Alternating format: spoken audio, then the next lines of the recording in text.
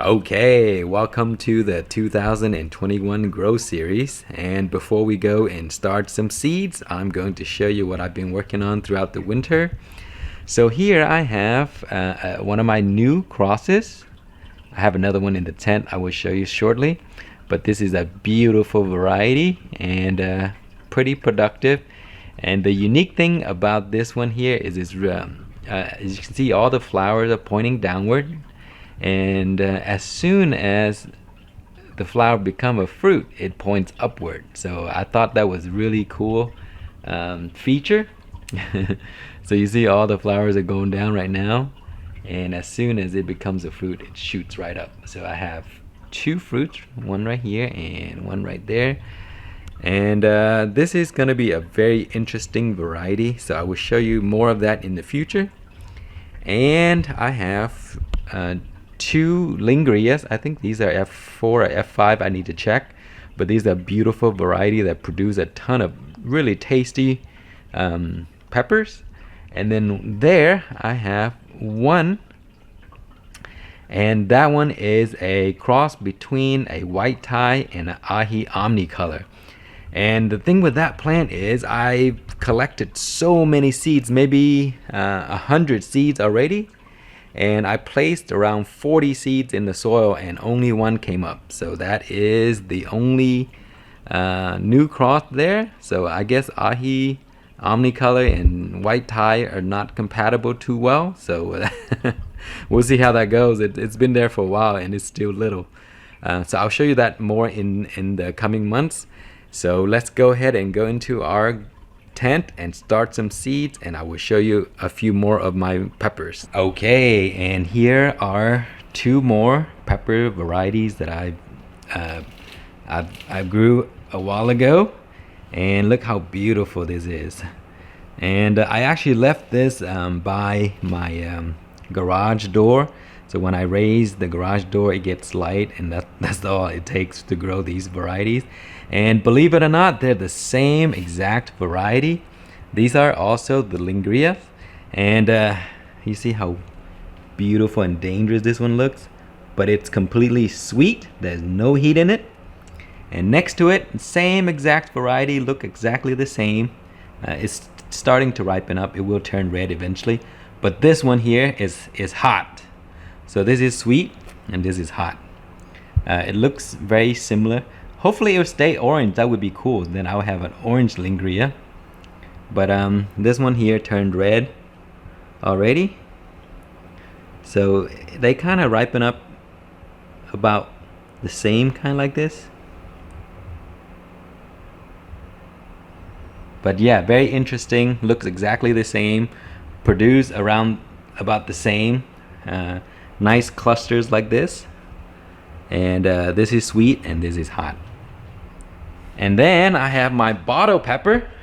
So this one here, I grew it a while back, and I didn't want to let it go, so I took it inside the garage. And my bottle pepper is still alive after so many months. I think it's like 6 months or so, and yeah, it's still doing great. So for all the folks that are growing bottle peppers, they can live very long. It doesn't look very good right now, but don't worry about it. Once spring gets here, I'm gonna trim it back, give it a little feeding, and it should be back to good health again. Okay, we are inside my grow tent, and here's what I have so far. And just in case you're wondering, this is the Spectra LED, the Phaser X660, and there is plenty of room for my peppers, and I have grown quite a few. Let's start with this one here. I grew it inside a vase. These are for flowers and stuff like that, and I took it and grew some peppers. And this one here is actually a really neat variety because look at this. You see that stinger? It's very cool because well, these are the ones that I broke, but most of them will have the little stinger on them. See they? And you see there, they all have pretty cool stinger. I don't know how hot these guys are because I'm still waiting to try them, So we'll see soon. I have 2 red ones that are ready, and this one is really productive. And I cut off so many fruits because it was too much for this plant to handle, and it took forever for the fruits to ripen. And also, if you cut some of the fruits off, the remaining one can be larger. So that's what I wanted. So we're gonna try those very soon. But yeah, this is a very productive variety, and this one is a cross of my, okay, it's actually my chocolate Starr Scream, and I crossed it with the Lingria, and it did not come out chocolate, so as you can see. But I don't know what it tastes like yet, and I do like the way they look because of these beautiful stingers. I just love peppers with stinger for some reason, even the Thai looking ones. So look at this one. Okay, so that's one of them. And here is the other Lingria. Look how small it is, and it's already trying to fruit. And I have this one here I'm growing for fun. This is another Lingria, just inside a puffs. And so here are some of the varieties that I started. So I'm going to enter the Pepper Lovers contest this year for the Lemon Starburst, Khang Lemon Starburst, and Fatali. I love growing Fatali, and I'm glad they're doing Fatali contest. So that is a yellow Fatali. And then I have Peach Star Kissed and Scarlet Rose. This is Khangster Yellow and the Peach Pumpkins. I'm so excited for those varieties because last year those are my favorites. And then I'm preparing 2 more pots for my white Thai, and I'm gonna grow Vincent's, one of our buddy on Pepper Lovers community. He gave me a Houston white Thai, so I'm gonna start that as well. So this year I opted to go with these larger pots because I'm starting them a bit early, so they can have plenty of room to move around. And then these pots here you can get from Amazon. I've been using them for years for vegetables and stuff like that, and they fit inside these microgreen trays. If you don't have any holes in the trays, then you can water, and then it'll keep your tent nice and clean. And also you can bottom water, so it saves a lot of time. So that's what I've been using for my vegetables and stuff like that. And these are reused. I've used them for many years, and they're still in good condition. And then here I'm starting some other vegetable like radishes, and then I have some radishes over there growing in the cracky method, and it's actually doing really well. Let me show you just a sneak peek. Look at that, that's a bulb right there. I need to move, pull this up a little bit because the bulb is gonna get big and it's gonna squeeze the net cup. So you see, it's gonna get really big. Those are the Icicle and the Miyasagi, which is a Japanese varieties. And I'm growing Chinese cabbage over there, and these are rat tail radishes. I'm growing inside a 1-gallon container. These are the type of radish that you eat, these here, the bulbs, but they don't produce any of the bulbs down there. They produce pods, and you eat the pods, and the pods taste like just regular radish. Okay, so let's go outside, and I'm gonna show you the overwintering plants that I've had going. Okay, before we go outside, thought I'll show you a mini pepper that I'm growing. And this is inside a baby food bottle, and this is the Alegria Rosiana. I think it's a pepper from Spain. Very interesting. So you can actually grow peppers in very small container and keep them small. Okay, we are right outside my garage door, and I have a few plants that I have overwinter, or actually overwintering outside. And look at this, they're still alive and looking good. Actually not too good, but once I trim them back, once the weather gets warmer, then refresh the soil, these are going to be beautiful plants, and they produce real early because they're already mature. So that's a good thing about overwintering plants. You get fruits very, very early. So here's a few more right here.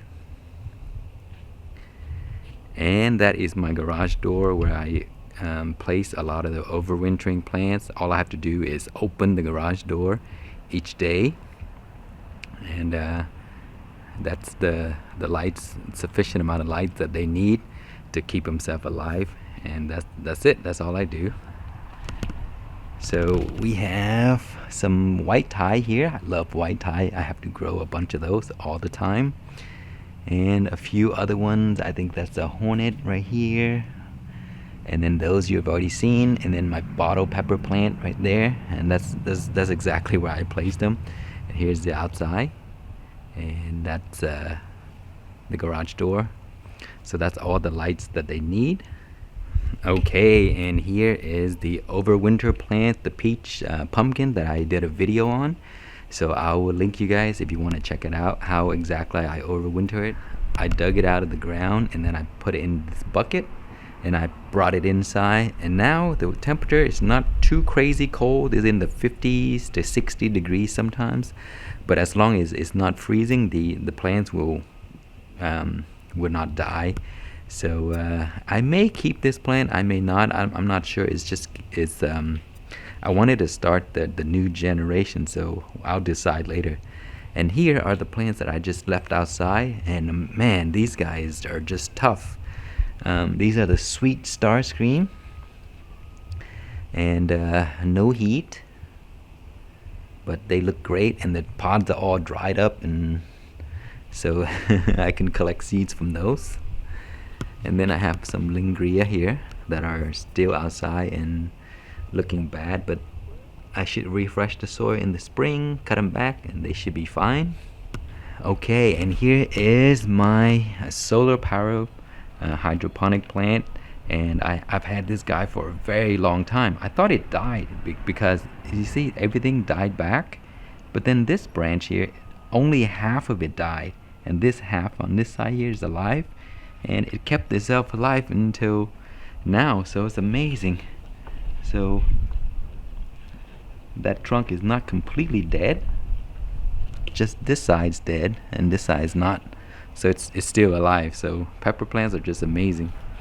Okay, and this is the Malagueta Thai Peters cross. Look how productive that plant is. Lots and lots of pods that I couldn't collect all, and yeah, it didn't make it. It's dead now. So it's a good variety to grow that produced like crazy. And here's my sugar rush, also produced a ton. I didn't collect all of the fruit, so it kind of shriveled up and not good anymore, but they're still good for seeds.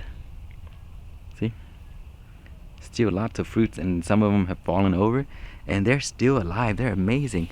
So these guys can withstand pretty cold temperature, because we get a few freezing nights already, and there were ice and snow a few days. The snow didn't stick around long, but these guys are just tough. They withstand all the crazy temperature throughout the year, and it's still here. So very nice. And here is my Ahi Omnicolor, also the same as the Sugar Rush. It's still alive. Look at this, very nice and green. So all I have to do is cut it back once the weather gets warm, and it's gonna be back to normal again. Amazing plants. So if you're looking for a few that would stand a very cold temperature, Sugar Rush can do it, and Ahi Omnicolor can do it. Okay, and the last thing I want to show you guys is a few plants that I overwinter in these outdoor container with a plastic bag on the top.